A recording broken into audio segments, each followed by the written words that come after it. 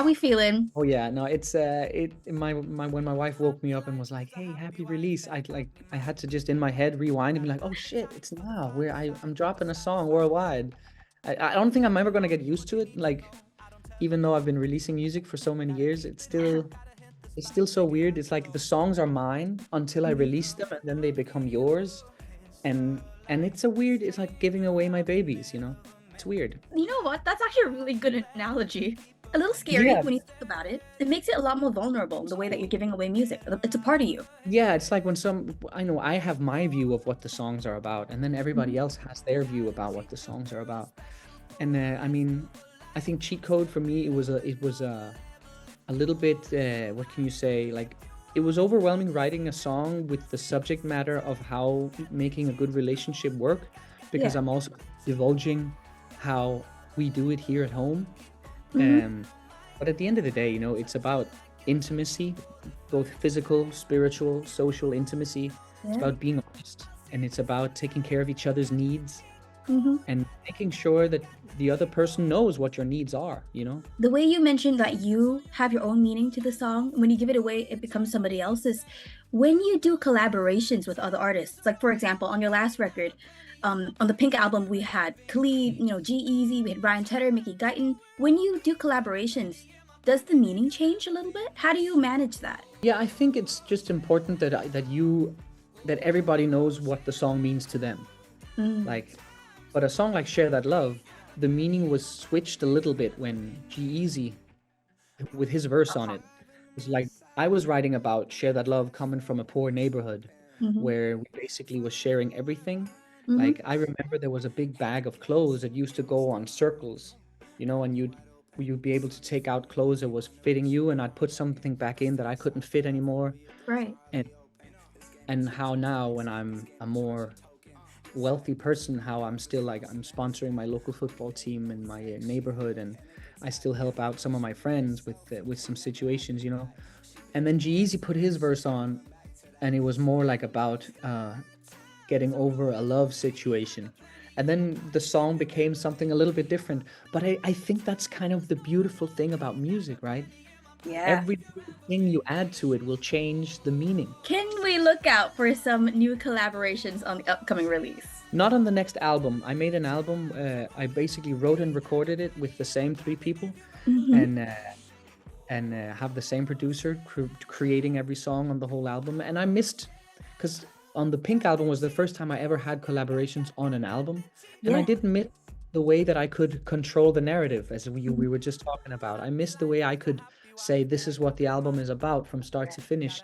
I'm coming out with a Christmas song though, and I'm not going to tell you with who, but that's a Ooh. collaboration with a very talented female artist, and I just finished recording it a few days ago, and it's gonna sound amazing once she does her thing, and I think y'all are gonna love that one.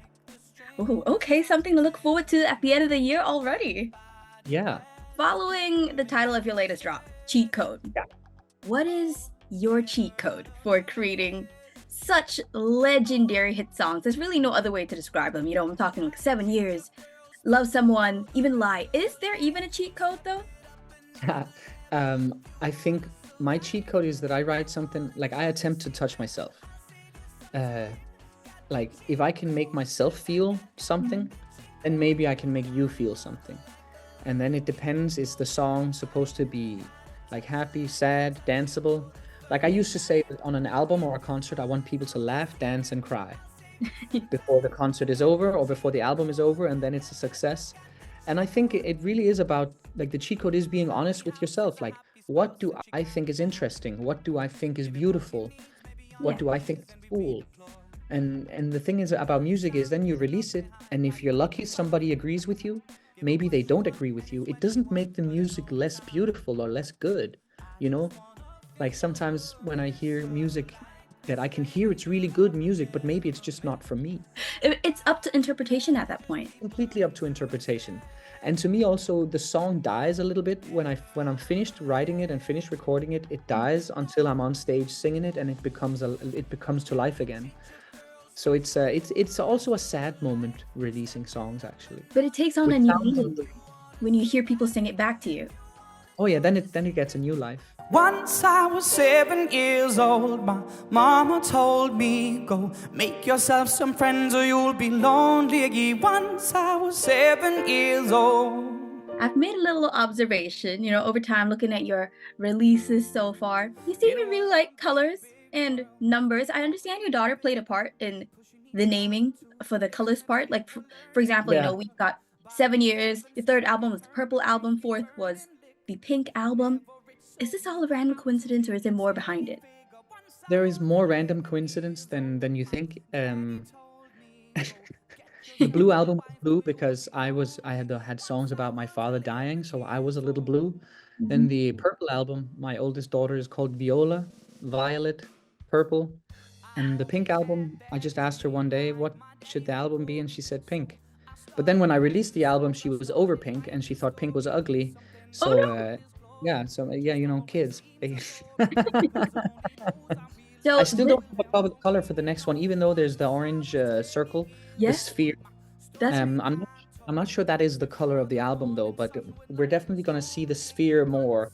We're going to bring this whole, there's a song on the album called Milky Way, which is basically about how love is kind of like picking out a star through the universe. And like if you're lucky, you find the right one.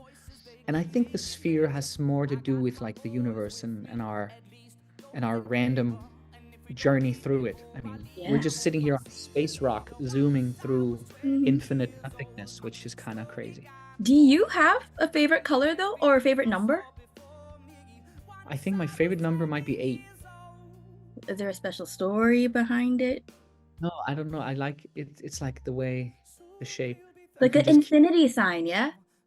Oh yeah, if you lay it down, it's infinity. But like you can keep drawing on an 8. Like if you're doodling, it's just colors though. I think favorite colors change with the seasons. But I do like a good olive green is always good. I do hear. Apparently that's a nice color for kitchens. I like oak. Oh wow. Yeah. Oh, okay, yeah, I can see that pairing. Now, like I love that. We're getting a little live demonstration house tour of Lukas Graham's house. Yeah, no, the behind the camera though, it's super messy because kids, and I had to like drop everybody off and then sit down and do Zooms. So I'm gonna clean the house afterwards. I love it. We're keeping it real. We're keeping it real. You're saying like we have dolls on the kitchen countertop here. Like we need to. Love the big windows, by the way. I love the big windows. We need some light. We don't get as much sunshine as you guys do. We have 8 months of total darkness in this part of the world, so we need the light. Well, we'd love to see you come over here to sunny Singapore sometime soon, soak in all that sunshine. Yeah, I need to get that pepper crab. Oh yeah, that's right. I remember it. Like I remember, so good. Oh, that sounds good. Come on over. We'll show you around for sure. I'm ready. I want to talk about the Lukas Graham recording experience because when I was on TikTok, randomly, I was scrolling one day, I actually saw a video of you recording on stage in a booth. Talk to me about that. So like a year ago, I had this idea to put something at stake, make it a little interesting to finish this album I've been working on. So number one was I had to finish all the songs by March before Easter, so we could do this recording experience. And number two, record vocals in front of a live audience in the middle of like 50, not like 4 or 100, but 1,500 people every night for 8 days in a row. I don't think I've been this nervous ever, actually. And some of the vocal recordings ended up on the album. And the big ballad called Believer, which is one of the big love song on the album, is actually a one take recording from that night when we recorded it. Oh my goodness. And there was something, the thing is that once you write a song, I was talking about how it kind of dies once you're finished recording it. Right. Well, I wanted to have like a second chance of recording first time vocals. And the thing was that once there was an audience in the room and I was singing the song in the booth, it became more alive. It becomes more real. And it was really cool that we could actually add some feeling to the vocal recordings for the album because we had the audience there. But it was scary as hell. I mean, yeah, I'm sure. I'm pretty sure. You talk about music coming alive.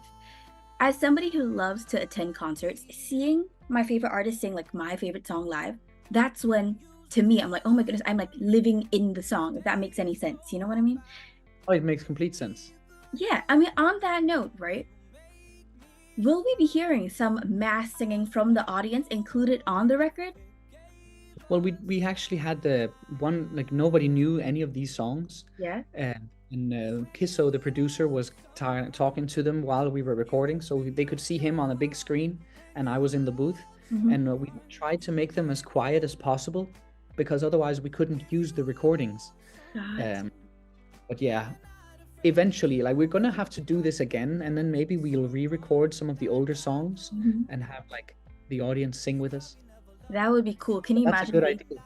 in the audience, and then maybe they, even if they're not credited, it's okay. They can put it down on their work resume, like working with Lukas Graham. Yeah. Fire on. Yeah. No, that's a good idea, Shawnia. Yeah, that would be fun. That would be fun. Now, before we wrap things up, I've got a little game that I want to play with you, okay? Bring it on. How well do you know the lyrics to your own songs? Okay, goddamn. Let's see. My problem with my own songs is that if I don't sing them from the start, sometimes I don't know what's in the middle. Ooh, Let's go. okay. I hope. All right, let's do this. I I'm hope going to I'll do read you good. Let's see. a line from various songs. See if you can guess the title right, all right? We're going to start off, I want to say kind of easy here. And I'm going to read it as dramatically as possible, all right? So, dramatic reading, let's go. I only see my goals. 7 I don't years. believe in failure. Oh, there we go. Oh, you're quick. You're quick. All right, all right. I see my goals. I don't believe in failure. Because I know the smallest voices, they can make it major. You know, I wrote the song before I had kids, before we toured the world, before anybody outside of like Denmark was buying our stuff. So it's like I wrote a prophecy of where I wanted to go. Like now I have the wife, I have the kids, I have the life. You're living your dream. That's what's important. Point. That is the point. Yeah. Okay, number 2. What do we got? Let's see. Okay. I told them I'll be singing on TV. Oh, that's Mama Said. Oh, yes, that's the one. Okay, Yeah. okay. Number 3. What do we got? I'm not afraid. Take the world by storm. Wow, you really do know your stuff. I'm not afraid. Let's I'll go. take the world by storm. I was literally just gonna say that that's one of my favorite songs for me because I love that run in that one line towards the end of the song, and he did it live. I love performing it. Like the way the audience reacts when I go there, I'm not afraid, and then the whole band goes, I take the world by storm, and then everybody jumps with me. I love it. It's magic. Yeah. Okay, number 3. All these feelings got me thinking.